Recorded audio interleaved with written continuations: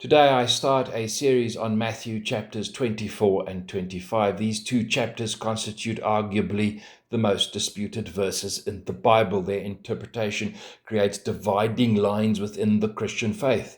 So I do approach with caution, and I honor you today if you would disagree with my exposition. To my mind, the journey is always mature dialogue in unity. When we come into a place where we disagree, it's an opportunity to reflect anew, and we all agree that the Bible is the final authority.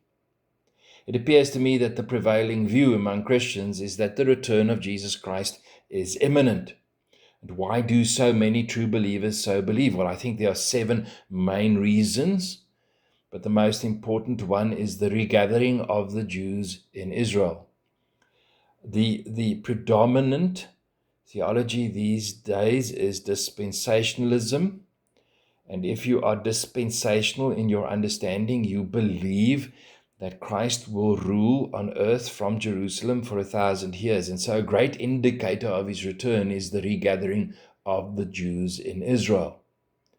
But there are other indicators: the increased global chaos, especially in the Middle East, and moral decay, the rise of globalism and centralized power, the rise of technology, the fact that they can implant chips and control you by AI, the rise of false teaching and apostasy in the church, the fact that there are natural disasters, pandemics, earthquakes, and more. And then, of course, global evangelism and the sharing of the gospel, because we believe once the gospel has been shared with all the nations, well, that's an indicator that the coming of Christ is close. Now, this expectation that Jesus is coming soon is also heightened by the very same prevailing theology, dispensationalism, that teaches a secret rapture. And I need to explain this whole dispensational view of a secret rapture because it energizes the expectation that the return of Christ is imminent. So in terms of this view, all true believers, the church, will experience a secret rapture whereby we will be taken from earth to be with Jesus in heaven.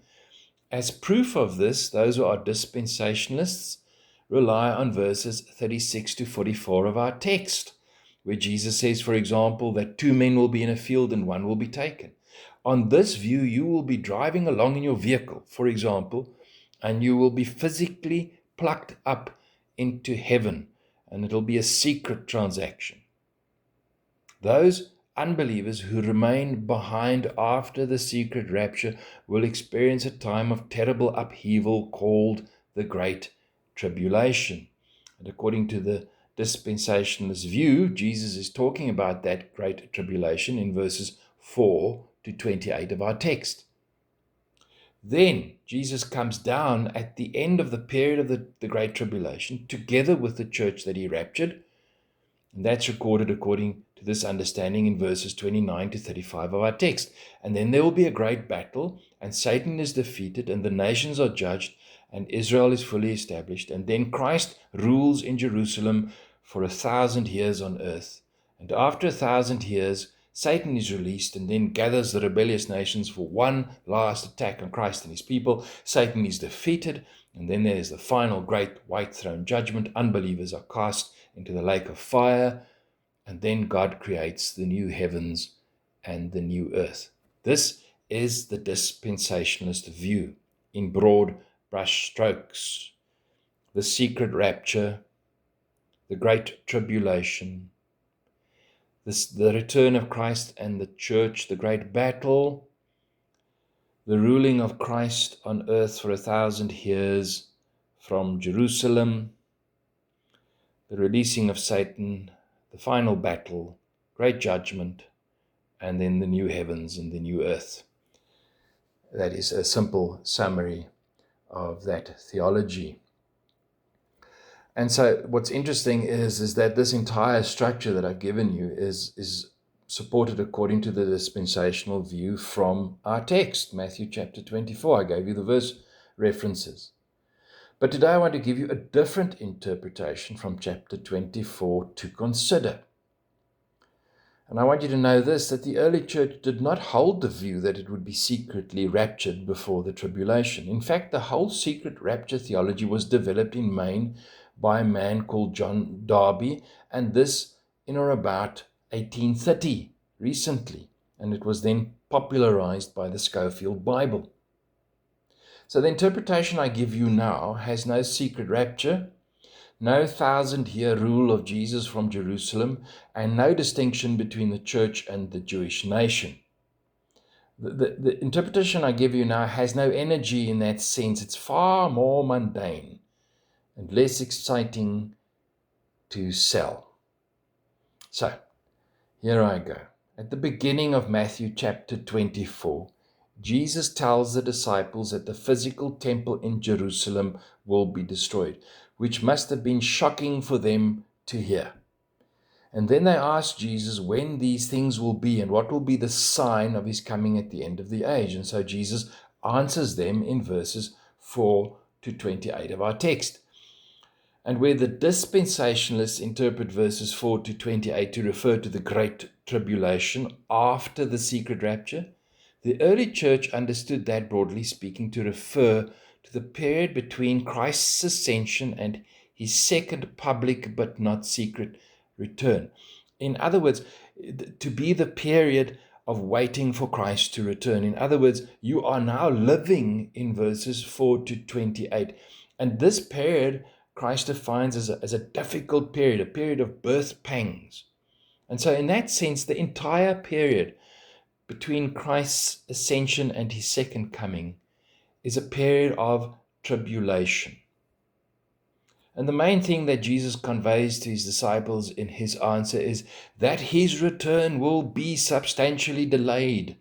Do not go into a mindset of looking for imminent return. This period, according to Christ, is a long period, and it's a difficult period like birth pangs.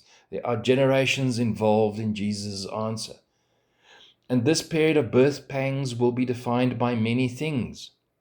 And these many things do not prove that Jesus' return is imminent, but instead that you are still in the period of birth pangs.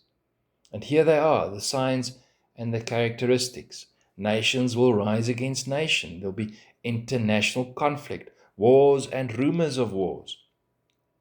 There will be famines. There will be natural disasters, earthquakes. There will be persecution of believers. They'll even be put to death. Believers will be hated. There will be apostasy. Many people who have publicly professed to believe will fall away. They will betray and hate one another. There will be many false prophets and false Christs who will arise and lead many astray. Lawlessness will increase, and that will lead to love decreasing. False prophets and fake Christs will arise and perform great signs and wonders to lead people astray. But amongst all of these things, while these birth pangs are happening, the gospel will be preached. The church in this period, in verses 4 to 28, during the great pangs, will be preaching the gospel. It defines this period. And what I want you to notice is that Jesus lists among these many birth pains, the most severe birth pang. And that is the destruction of Jerusalem and its temple, which happened in AD 70. So remember, when Jesus gives this account or this explanation to the disciples, the temple must still be destroyed. And so he prophesies the destruction of Jerusalem and the temple. And he does this in verses 15 to 21. And Jesus tells us it's terrible, and history tells us that this was a most terrible event. And just to touch on that, the siege of Jerusalem lasted about 5 months in AD 70. Famine spread. Cannibalism was reported. They started eating each other. People were even eating their own excrement and filth. And those who escaped from the siege, they were crucified and executed. It was simply unimaginably brutal and terrible. The city was razed, burned, and torn down, the temple was destroyed, just as Jesus had predicted, a severe birth pang whilst we wait for his return. So I go back. In the traditional church understanding, Jesus is speaking in verses 4 to 28 of the birth pangs as we wait for his return. The entire period may be spoken of as the tribulation, as the birth pangs are difficult as we wait for Jesus to return. At the end of the tribulation period, there is an addition that we are given by 2 Thessalonians chapter 2, and that is that the man of lawlessness or the son of perdition will appear, the Antichrist, the final Antichrist. And so at the end of the period of tribulation, there will be an Antichrist, and he signifies the beginning of the Great Tribulation. In other words, the tribulation ends with the Great Tribulation and the Antichrist, and only after that does Christ return. And there is no secret rapture to take Christians away from the Great Tribulation. Instead, they remain part of the tribulation, verses 4 to 28, as Christ has explained. If this period of tribulation ending in the Great Tribulation was not cut short, no one would survive. And then at the end of this, when Jesus does return according to the scriptures, his return is public, and according to our text, in the sky, visible for all to see. So the real marker for Jesus' return is not the signs of the times. If you're going to use a marker, you must use the revealing of the final Antichrist. 1 John chapter 2 verse 18 mentions that there are many antichrists that have come, and that the presence of the final Antichrist is a sign of the last hour. But let me tell you that even that is problematic. Through history, generations of believers have attempted to identify the final Antichrist. And you can go back in history that they've chosen various popes, Napoleon, Mussolini, Hitler, Mao Zedong, Stalin, I can carry on. And none of these were the final Antichrist, and they ended up with egg on their faces. And so my point is simply this, and the point of the text, I believe, and with this I close. Carry on with your life as usual. Work hard, marry, enjoy life, but live every day being ready as if Jesus will come today. And do not be discouraged by the signs of the times, by the birth pangs, by the suffering. Understand that Jesus warned you of that, and that his return is delayed. And do not focus on the birth pangs and go into all sorts of discussions and interpretations. Expect instead that they remind you that Jesus is still to come. And on top of this, expect great birth pangs at any stage, for the Bible teaches of an ultimate Antichrist and a great tribulation at the end of the age. The point is, Jesus' return may still happen in hundreds of years. We simply do not know the time and the date of Christ's return. Live therefore life to the full. Do not speculate on this and that, but always be ready. May God bless you so.